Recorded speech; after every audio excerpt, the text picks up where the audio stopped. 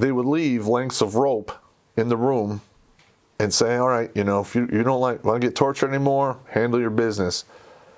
And literally, the guys would hang themselves from that hook, and everyone would stand around all patient-like till the guy was dead, and they would take him down and recycle the rope, and then the next guy would hang himself. I don't know. I mean, when I heard those kind of stories and I saw the evidence that was going on there, and I compared it to, the torture that went down at Abu Ghraib prison from the American troops, there's no comparison, man.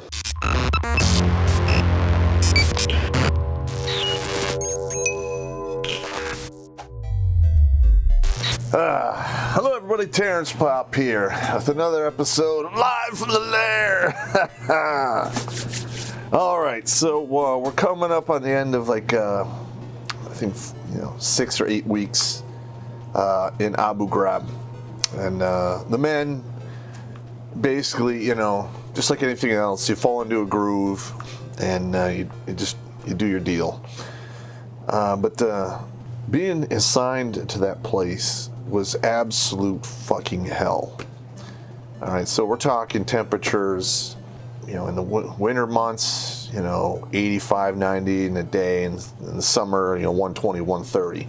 And no matter what was going on, you're wearing full armor and helmet and all your bullshit. And, that's just the way it went. And first platoon basically packed up all their shit and went out to work on the Syrian border. I believe they were there for a month and a half. Where they, basically did what they're supposed to do. They were finally being used the way they were supposed to be. Lurs, you can use it to gather intelligence, and you can also use it to interdict and counter, all kinds of shit. And the first platoon teams basically patrolled at night, and then their missions were not fruitless. I believe they racked and stacked a bunch of dead bad guys, seized a lot of weapons that were being brought over into Iraq, and basically back then, Syria was mass producing. It was a new old weapon because it's called the Platter Charge, and it was actually designed or thought up into the world like right around World War I, and was perfected to a certain degree during World War II, and they just continued to perfect it. And basically what it is, they just take a copper platter, anywhere from 1 to 3 inches thick, and then they put it into basically a tube or a drum-like component, and they stack, high explosives behind it, and you detonate it from behind, dead center.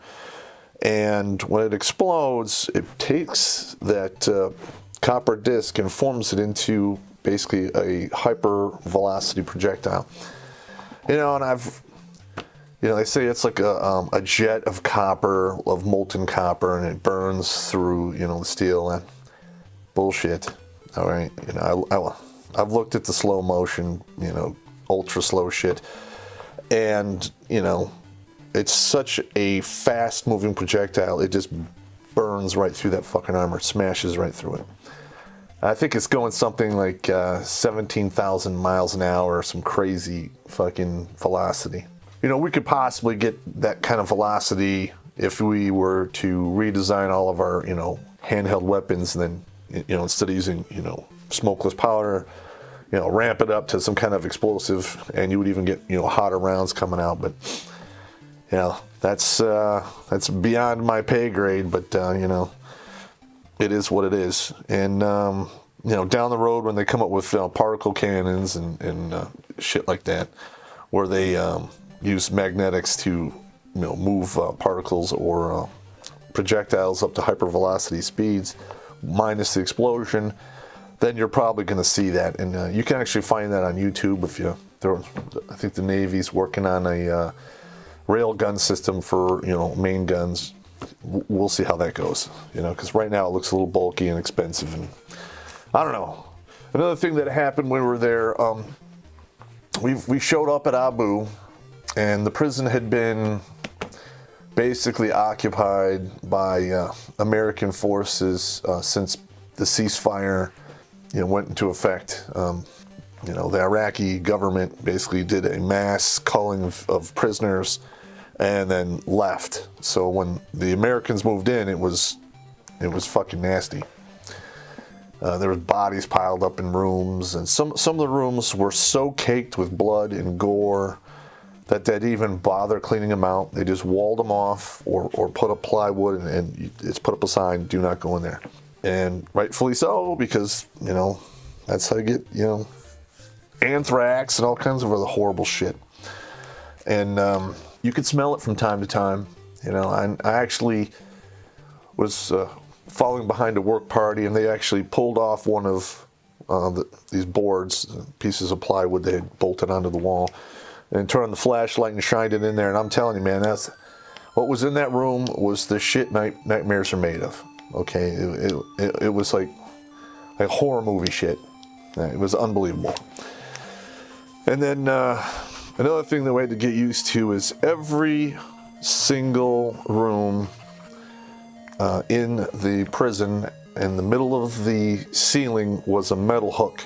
And they would basically, tie these prisoners up, hang them from the hook, beat them or whatever. They'd torture them, whatever the horrible shit that they did. And then at night, when the guards or whoever was running the place would, stand down and go home, they would leave lengths of rope in the room and say, all right, if you don't want to get tortured anymore, handle your business. And literally, the guys would hang themselves from that hook, and everyone would stand around all patient-like till the guy was dead, and they would take him down and recycle the rope, and then the next guy would hang himself.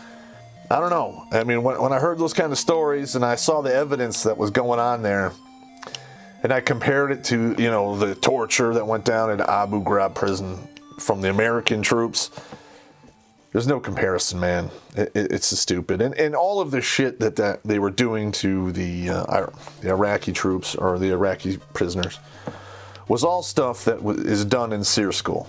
All right, and they do the same shit, in SEER school to American soldiers, and they're just, I think Army Reserve MPs. Where did they get the ideas to do that? Because those guys didn't go to SEER school.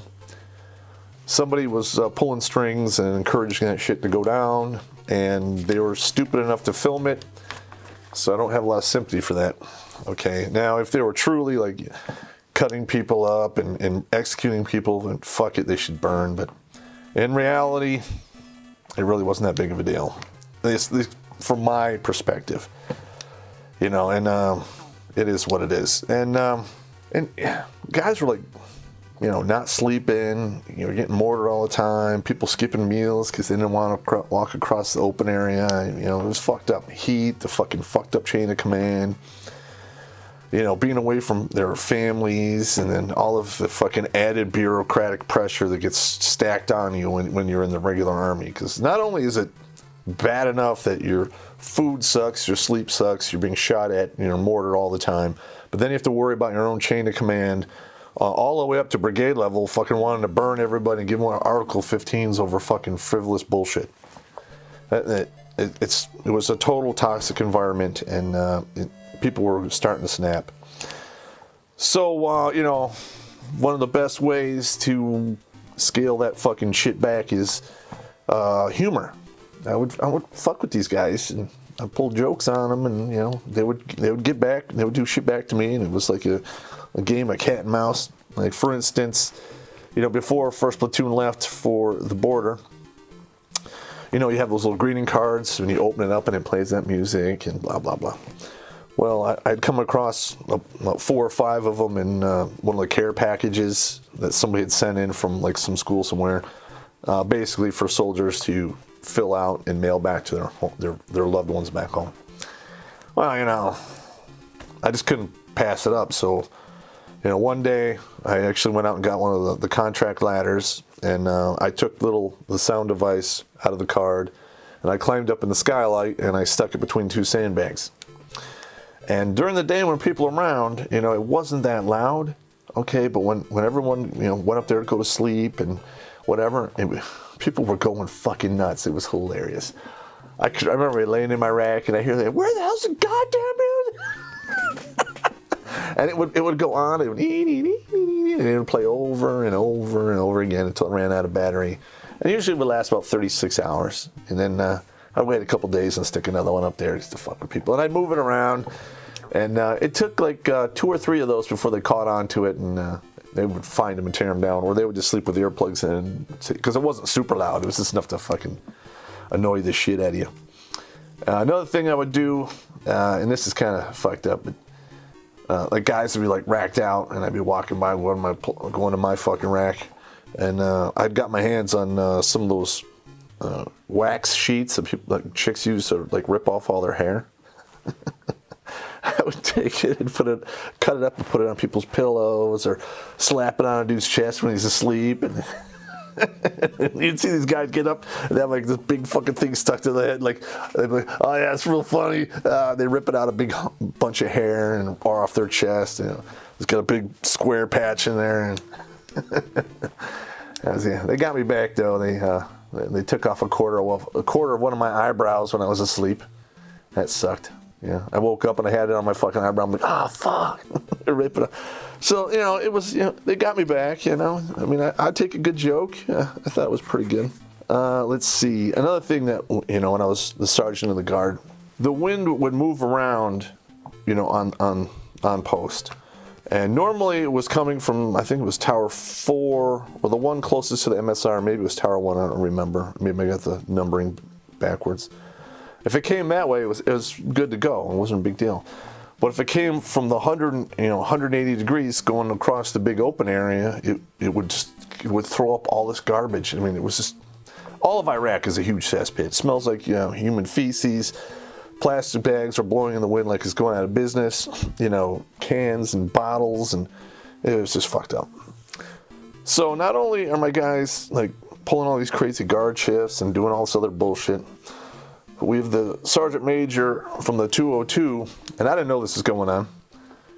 Went into the barracks, woke up everyone that was on, downtime, their sleep cycle, and then he's making them go out there, and he's gonna make them get online and do a police call across this whole fucking open area, which has raw sewage on it. They had found a mass grave in there. Later on, they found 2 more, and there were bones and shit sticking up through the ground. I mean, it was fucked up. And I just basically said, no, Sergeant Major. I walked up there, and everyone's looking at me like, what the fuck's going on? I'm like, all right, everybody, go back in the barracks. This is not happening. And the Sergeant Major was like, well, he was all pissed off, like I'm challenging his fucking authority and shit. And I basically said, Sergeant Major, we're in a fucking war zone. All right? There's a mass grave out there. That's raw sewage. And you're going to make my guys walk online across all of that fucking filth that they already have to fucking pretty much navigate during the day. That's a fucking health fucking hazard. And if you make my guys do that, I'm going to get on the first convoy in the morning. I'm going to roll out to victory. I'm going to file a formal IG complaint against you, because that is fucking horse shit. Well, he didn't like that. But needless to say, my guys weren't picking up trash. So I couldn't stand that, man. I fucking hate him. We had a couple, this is actually pretty funny. Iraq has poisonous snakes, asps. They're about as long as a gardener snake. Maybe sometimes they get longer, but most of them are very small. And I remember a couple times, I roll in there, I walk into one of the barracks where the guys are sleeping, and I see a snake go across the fucking aisleway, and I'm like, yo, you got a snake in here. The procedure was that you got up, you moved your bunk, all of your shit out into the hallway. Everyone did that until they found out where the fucking snake was, and then they killed him. Because you get bit by one of those, you're fucked. You're gonna die. All right. Oh, and if you don't die, if by some miracle they actually get you the antivenom, your body will be fucked up for the rest of your days. And it was the same thing with the camel spiders too, except the snakes, guys freaked out, but the camel spiders, man, that's a whole other level, man. I mean, guys are literally, you would see the fucking camel spider, and dudes would like jump up and they'd be like, and we'd freaking out. And again, they would have to fucking, everything would get hauled out into the fucking hallway until they found out where the camel spider was, and then they killed them. I mean, because you can't have those camel spiders around you when you're sleeping, because that's what they do. That's how they feed, is when the camel's asleep, they walk up to the camel, and in their saliva, they have, it's basically like a Novocaine, and they just lightly nip the skin until it goes numb, and then they rip off huge chunks of it, chew it up, and suck all the juice out. And, you know, if they do that to a human, you wind up with like huge fucking, you know, boils and fucking wounds, and they're all infected with like crazy ass fucking bacteria. It's really fucked up. And you can't have that. Yeah, we didn't, and none of my guys got bit. I think they had 5 or 6 camel spider scares in the first couple months, like 2 or 3 snakes. But after a while, the snakes, you didn't see them anymore, because I think they're territorial, and once we wiped them out, that was it. But the spiders, that happened the whole time they were there. So that fucking sucked balls. Now, another thing that you do when you're in war is you make friends with all of the supply sergeants in your unit and the units around you. Because no matter what they say, no matter what happens, there's always some crazy horse trading barter shit that goes on. I learned that way back when I first came in the Army, when I was in the 9th Infantry Division, and I was like the company pack rat. You know, I knew all the other pack rats, I knew all the other supply sergeants, I knew the value of excess, and I knew, you know, the value of, you know, need. Like the first month we were there were like 2 or 3 units that were shipping out. So I'd walk around, I'd find out, you know, hey, these guys are leaving. I would go in there and I would buy stuff dirt cheap, or a lot of times they'd just give it to you because they're leaving. You know, talking like the generators, the transformers, because they run on like 220 out there, and you got to step it down to 110, or you burn out your American electronics that are not designed for that. Fans, chairs, what have you. And another thing that I came across that really helped out a lot is a lot of the units were leaving. They were in a war situation, bullet fucking shooting war, and then they stopped. But they continued to get all that ammo like it was going on, because the way the Army works is you make your requests, and after a while, you know, when you're doing your deal, it becomes like an automatic delivery thing. So like literally, I had an opportunity to get 55-gallon trash cans full of hand grenades, law rockets, AT4s, belts and belts of 50 and 308 ammo, crates of 5.56, crates of just standard 308. I mean, it was a crazy amount of ammo they were just giving away. And I'm not going to say no. Well, what are you going to do? So, I was pretty tight with the supply sergeant we had. A good guy. He was in E6 at the time. And right before we got mobilized to go to Iraq, we lost the supply sergeant that was going to go with us because his wife had passed away, and he had 2 small children, so he couldn't make the jump. And they called the supply sergeant that was going with us. And he was on the verge of medically retiring. Okay, he was fucked up, hurt.